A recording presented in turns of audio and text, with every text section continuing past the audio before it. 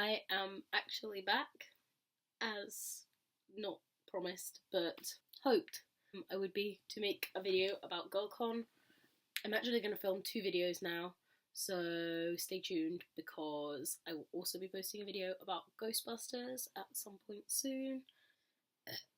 Sorry, I'm just going to chat about what I got up to this weekend and all the cool things that happened, and chances are I'm going to miss some stuff out, but if you go on the Girlcon Twitter, which is @Girlcon, but the I of girl is a number 1, you can read through that and recap for yourself if you so wish.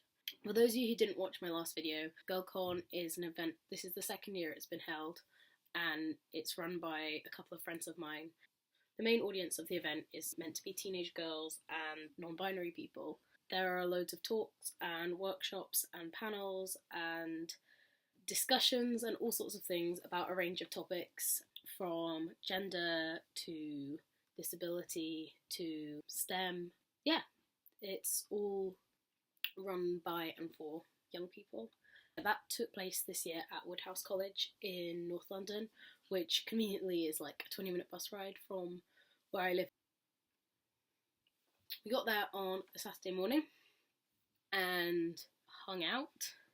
The first few things that we were involved in were quite informal. We had a discussion about self-care and self-care techniques, and essentially the prevailing advice from that was that Africa by Toto is self-care. That was followed up by a discussion called Big Sisters, in which I was one of the people nominated to be a big sister, who were some of the older attendees of the event who were able to give advice on a variety of things.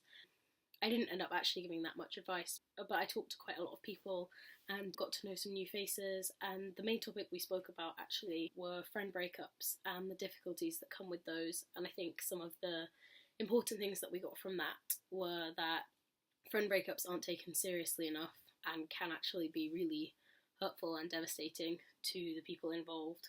People tend to brush them aside, thinking they're not as important as romantic breakups, which, in my opinion anyway, is just not true. Yeah, they're a different kind of relationship, but I think particularly for young women and for queer and trans people, that peer group support network is really an invaluable resource. So I was on a panel later that day about physical disability. This was probably one of my favourite parts of the event. There were 3 other people on this panel, Monique, Anna and Bethan, and they were all absolutely lovely, and I am so honoured to have been involved in a panel with such fantastic speakers. I think we had some really productive discussion. We talked a lot about being affected by physical disability as a young person, and we had quite a range of experiences between us. I spoke a lot about mobility impairments. Yeah, and then we did a lot of crafting that afternoon, which was nice. Yeah, so that was sort of day 1.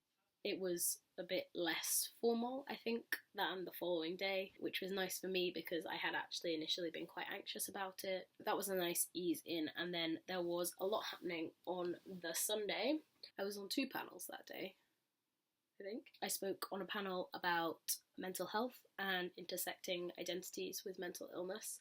My friend Sophia, who was coordinating the panel, spoke about the intersections of mental illness and queerness with her perspective as someone who suffered from borderline personality disorder and eating disorders. I think she had a lot of really interesting insight as someone who has had an incredibly different experience of mental illness, but actually a very similar experience of gender and sexuality to me. And then my friend Krish talked about being Tamil and coming from a Hindu background, how that affects her experiences of mental illness. Despite similar mental illnesses, a lot of her background was instead very different to my experiences. So it was really interesting to hear about how those things informed their mental illness.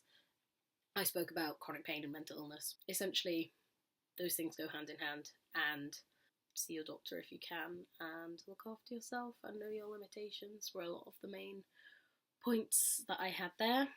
I also went to a couple of fantastic panels that day that I wasn't on, including one called Never/Forever a Girl, and it was talking about people who have struggled with growing up and leaving girlhood behind, or people who have grown up really, really fast and therefore sort of not really experienced girlhood to its fullest extent. And a lot of really, really interesting points were raised in that, and a lot of the audience really contributed to the discussion in that, which I think was very exciting and rich, and a lot of diverse experiences in there. I also attended a panel coordinated by Sophia, who did the mental illness panel on fangirling, where a range of different people with different experiences, due to being a range of different ages, starting at younger than me, and I think the oldest person on the panel was 27, so there was quite a range there, talking about the different things that they have been fans of in that time, and talking about some of the dangers and worries associated with fandom,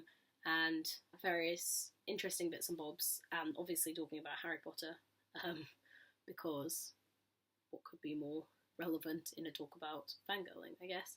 And another panel that I attended that day was called Feminist Masculinity, and it was talking about embracing masculine identities without necessarily devaluing femininity.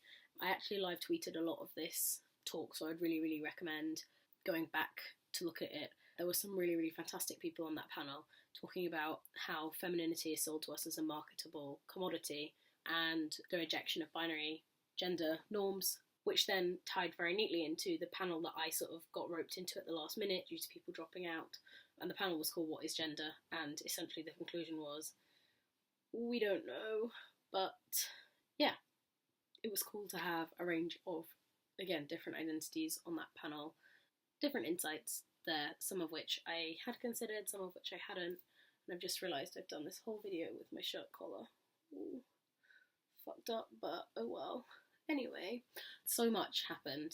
There was lots of dancing and lots of hummus, and I made lots of new friends and spent a lot of time with older friends, and just generally had a really, really great weekend. And would like to say thank you to Anna and Cara, who are the main forces behind Girlcon, and the Teenage Girl Defence Squad, who are their team of glamorous assistants. I had a really, really wonderful weekend. I learnt a lot. Thank you so much to everyone who came, and everyone who said hi to me, and everyone who just made it a really, really great and smooth running and exciting and inclusive event. I had such a great time, and bring on Girlcon 2K17, I guess. That was my recap of Girlcon. Again, as ever, I'm sorry that it was just me rambling on and on and on, but hopefully I kind of got across how good a time it was and how much I got from it. Also, you can probably tell that I am doing a lot better. I don't know what it is. I don't know if it's the sun. I don't know if it's what I'm eating, but I feel like my funk has lifted a bit. I'm feeling a lot more present. I got out in the sun a lot today. I've got a glass of wine. Got the house to myself. Life is good. See you later. Take care. Love you. Bye.